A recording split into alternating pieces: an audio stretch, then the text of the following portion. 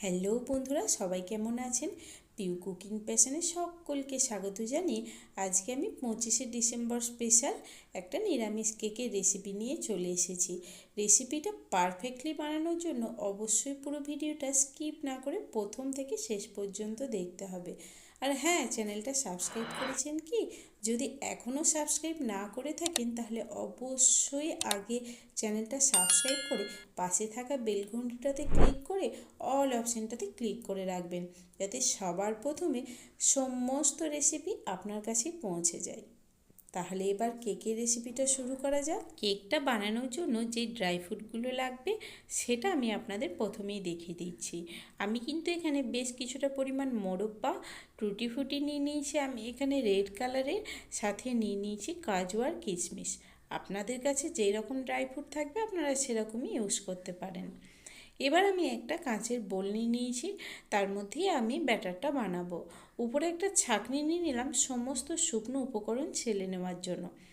এখানে আমি প্রথমেই 1 কাপ পরিমাণে চিনি একদম গুঁড়ো করে রেখেছিলাম সেটা দিয়ে দিলাম।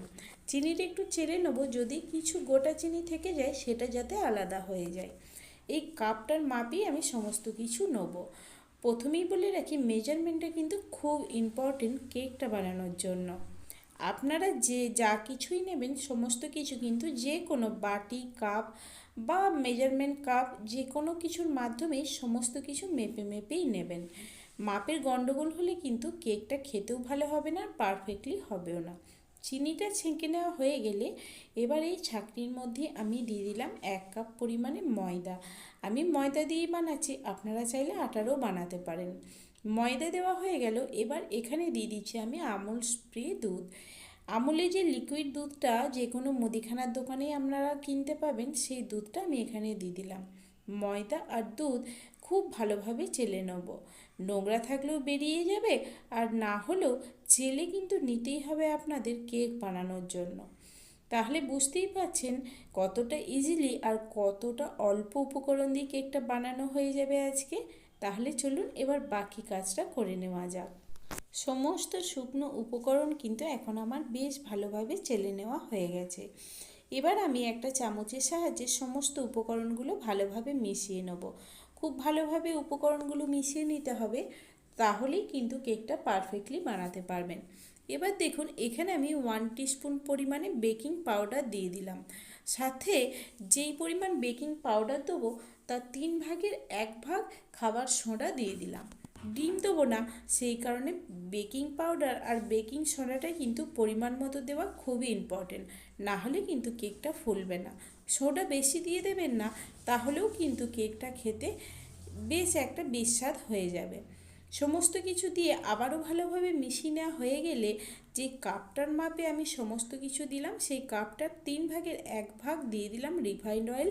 আর 1 কাপ দুধ নিয়ে নিয়েছি, তবে সব দুধটা লাগবে না, অল্প অল্প করে দুধ মেশাবেন, ব্যাটারটা পাতলা হলে কিন্তু হবে না।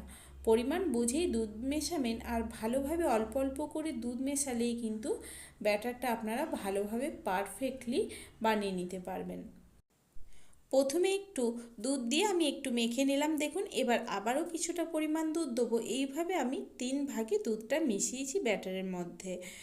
এইভাবে অল্প অল্প দুধ দিয়ে কিন্তু ব্যাটারটা বানিয়ে নেবেন, তবে দুধটা যেন একদম রুম টেম্পারেচারে থাকে, কোনো উপকরণই যেন গরম বা ঠান্ডা না হয়, রুম টেম্পারেচারে থাকা দুধই এখানে ইউজ করতে হবে।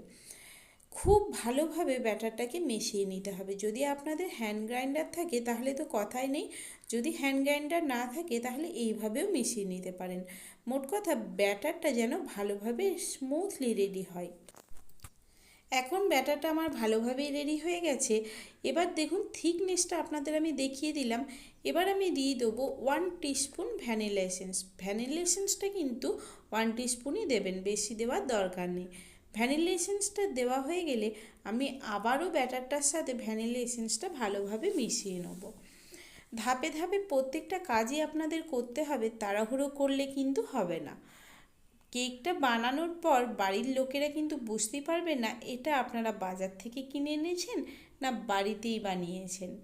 তাহলে বন্ধুরা দেখুন এখন আমি এখানে অ্যাড করে দিচ্ছি ড্রাই ফ্রুটগুলো। এখানে আমি দুটো ড্রাই ফ্রুট ইউজ করব, মোরব্বা আর টুটি ফ্রুটি রেড কালারের। ড্রাই ফ্রুটগুলো দিয়ে ভালোভাবে আবারও ব্যাটারের সাথে মিশিয়ে নিতে হবে। তারপর 10 মিনিটের জন্য আমি রেস্টে রেখে দেবো ঢাকনা দিয়ে। ততক্ষণে যেই পাত্রে কেকটা বানাবো সেই পাত্রটা রেডি করে নেওয়া যাক। এবার এই পাত্রটার মধ্যে আমি আগের থেকেই বাটার গরম করে রেখেছিলাম। বাটারটা দিয়ে ভালোভাবে ব্রাশ করে নেব সমস্ত পাত্রটা। আমি এখানে একটা অ্যালুমিনিয়ামের পাত্র নিয়েছি। আপনারা চাইলে এখানে অ্যালুমিনিয়াম ফয়েল পেপার বা কেক টিনও ইউজ করতে পারেন। আমি অ্যালুমিনিয়াম পাত্রটা নিয়েছি, তার চারিদিকে ভালোভাবে বাটারটা ব্রাশ করে নেব, যাতে কেকটা বানানো হয়ে যাওয়ার পর শেষে কেকটা খুব ভালোভাবে আমি তুলে নিতে পারি। এবার এই পাত্রটার মধ্যে আমি একটা পেপার কেটে রেখেছিলাম গোল করে। আপনারা চাইলে বাটার পেপারও ইউজ করতে পারেন। এই পেপারটাকে আমি কেটে রেখেছিলাম ঠিক এই বাটিটার সাইজের।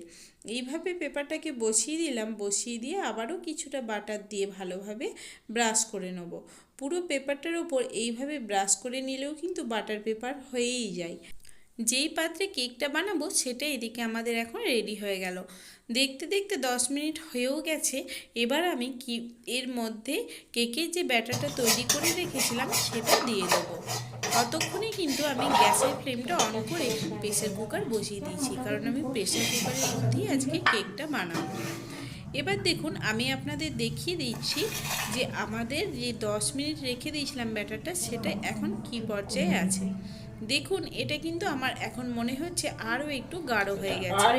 সেই কারণে থিকনেসটা বেশি হয়ে গেছে মনে হচ্ছে বলে আমি আরও সামান্য একটু দুধ মিশিয়ে ভালোভাবে এটাকে ফেটিয়ে নিয়েছি। এবার আমি যেই পাত্রে কেকটা বানাবো সেই পাত্রটার মধ্যে ব্যাটারটা দিয়ে দেবো। এখন আপনারা দেখতেই পাচ্ছেন ব্যাটারের থিকনেসটা ঠিক কোন পর্যায়ে আছে। এর থেকে বেশি পাতলা করে ফেলবেন না বা বেশি মোটাও করে ফেলবেন না, এটা দেখা কিন্তু খুব ইম্পর্টেন্ট। এই বাটিটার হাফ বাটি পরিমাণে আমি এখানে কেকের যে ব্যাটারটা তৈরি করে রেখেছিলাম সেই লিকুইডটা দিয়ে দিলাম। হাফ বাটিই দেবেন, যদি বেশি বেশি দিয়ে দেন তাহলে কেকটা ফুললে কিন্তু বাটির বাইরে চলে আসবে। ভেতরে যদি বায়ু থাকে, মানে হাওয়া যদি থাকে ভেতরে, সেটা যাতে বেরিয়ে আসে তার জন্য একটু বাটিটাকে ঠুকে নিলাম। দেখতেই পেলেন আপনারা একটা বুদবুদ বেরিয়ে এলো। এইদিকে আমার এতক্ষণে প্রেসার কুকারটাও ভালোভাবে গরম হয়ে গেছে। এর মধ্যে আমি বেশ কিছুটা পরিমাণে লবণ দিয়ে দিলাম। লবণটাও 5 মিনিটের মতো গরম করে নিলাম, আর তার উপর দিয়ে দিলাম এরকম একটা স্ট্যান্ড। এর ওপর আমি বাটিটা বসাবো। বাটিটাও বসানো হয়ে গেল। এবার প্রেসার কুকারটা ঢাকনা দিয়ে ঠিক 25 মিনিট পর ফিরে আসছি, আর এসে দেখাচ্ছি কেকটা কীরকম হলো। 25 মিনিট পর গার্নিশিংয়ের জন্য উপর থেকে যে ড্রাই ফ্রুটগুলো দেবো সেইগুলো দিয়ে দিতে হবে। যদি কেকটা পুরোটাই হয়ে যায় তাহলে কিন্তু ড্রাই ফ্রুটগুলো দেওয়া যাবে না। দেখুন, এখন 25 মিনিট পর আমি আপনাদের প্রেসার কুকারটা খুলে দেখাচ্ছি কেকটা ঠিক কোন পর্যায়ে আছে। দেখুন কেকটা কত সুন্দর ফুলে উঠেছে, অনেকটা কিন্তু ফুলে গেছে কেকটা। এবার এই সময়ে আমাকে এখানে ড্রাই ফ্রুটগুলো অ্যাড করে দিতে হবে। তবে আমি বলবো আপনাদের, আপনারা 20 মিনিট পরেই এটা খুলে ড্রাই ফ্রুটগুলো অ্যাড করে দেবেন, তাহলে আরও ভালোভাবে অ্যাড করতে পারবেন। সমস্ত ড্রাই ফ্রুট দিয়ে গার্নিশিং করা হয়ে গেলে আবারও রেখে দেবো আমি 15 মিনিটের মতো। 15 থেকে 20 মিনিট পর ফিরে এসে আমি আপনাদের দেখাবো কেকটা কিভাবে রেডি হলো। টোটাল টাইম এখানে লাগছে কিন্তু 45 মিনিট। 45 মিনিটের মধ্যেই কেকটা আমাদের পারফেক্টলি রেডি হয়ে যাবে। এখন যদি আপনারা বড় বাটি নেন বা উঁচু বাটি নেন যাতে কেকটা মোটা হয়, সেক্ষেত্রে কিন্তু টাইমের কম বেশি হতেই পারে। তাহলে বন্ধুরা, রেসিপিটা কেমন লাগলো কমেন্টে জানাতে কিন্তু ভুলবেন না। যদি ভালো লাগে তাহলে না হয় শেষে এসে একটা লাইক করে যাবেন। আর অবশ্যই অবশ্যই এই ক্রিসমাসে বাড়িতে একবার অন্তত এই কেকটা বানিয়ে আমাকে জানাবেন আমি আপনাদের পারফেক্টলি দেখাতে পারলাম কি না। 45 মিনিট পর ফিরে এসে আমি আপনাদের দেখাচ্ছি কেকটা কি সুন্দর রেডি হয়েছে। একটা ছুরি আমি কেকটার মধ্যে ঢুকিয়ে দিলাম, দিয়ে দেখাচ্ছি। দেখুন ছুরিটার মধ্যে কিন্তু কোনো কিছু লেগে নেই। যদি ভেতর থেকে কেকটা কাঁচা থাকতো তাহলে কিন্তু লিকুইডটা লেগে যেত। তাই এবার বোঝাই যাচ্ছে কেকটা আমাদের একদম পুরোপুরি রেডি হয়ে গেছে। বাটির সাইডটা এইভাবে একটা পাতলা ছুরির সাহায্যে আলতো হাতে কেটে নিতে হবে, যাতে কেকটা আনবক্স করতে সুবিধা হয়। তাহলে দেখতেই পাচ্ছেন কেকটা আমি কত তাড়াতাড়ি বানিয়ে ফেলতে পারলাম, তাও একদম পারফেক্টলি বানিয়েছি। এবার দেখুন এইভাবে প্লেটটাকে উল্টে দিয়ে বাটিটাকে ধরে আমি কেকটা উল্টে দিলাম। তলায় পেপার দেওয়ার কারণে তলাটা কিন্তু লেগে যায়নি। কালারটা কত ভালো এসছে দেখুন, কেকটা পুড়েও যায়নি, একদম পারফেক্ট একটা কেকের কালার এসছে। আর প্রথমেই যে ড্রাই ফ্রুটগুলো দিয়েছিলাম সেটা কিন্তু ততক্ষণে বেশ কিছুটা পরিমাণে তলায় চলে গেছে। তাহলে তলাতেও ড্রাই ফ্রুট থাকলো, উপরেও থাকলো। কেকটা কিন্তু জাস্ট অসাধারণ হয়েছে। এইভাবে একটা প্লেটের সাহায্যে আবারও উল্টে নিলে রেডি আজকে আমাদের নিরামিষ এই কেকটা। বাড়িতে অন্তত একবার হলেও বানিয়ে দেখবেন, আমি আপনাদের কাছে এই রিকোয়েস্টটা বারবারই করছি। এবার আমি আপনাদের কেকটা কেটে দেখাবো কতটা স্পঞ্জি হয়েছে কেকটা। দেখুন একটা ছুরির সাহায্যে আমি আপনাদের কেটে দেখাচ্ছি কেকটা কতটা স্পঞ্জি হয়েছে। কাটছি যখন তখনই কেকটা ভেতরের দিকে ঢুকে যাচ্ছে। আর এর থেকে আপনারা নিশ্চয়ই এতক্ষণে বুঝে গেছেন কেকটা কত ভালো বানানো হয়েছে। কেকটা কাটা হয়ে গেলে হাতের সাহায্যে আমি আপনাদের দেখিয়ে দিচ্ছি কেকটা কতটা স্পঞ্জি আর জালিদার হয়েছে। তাহলে বন্ধুরা ভিডিওটা যদি ভালো লাগে আর দেখতে দেখতে যদি এতক্ষণে আপনারা লাইক করতে ভুলে যান, তাহলে অবশ্যই কিন্তু একটা লাইক করে দেবেন। আর প্রত্যেক দিনই নিত্য নতুন রেসিপি পেতে অবশ্যই চ্যানেলটিকে সাবস্ক্রাইব করতে কিন্তু ভুলবেন না।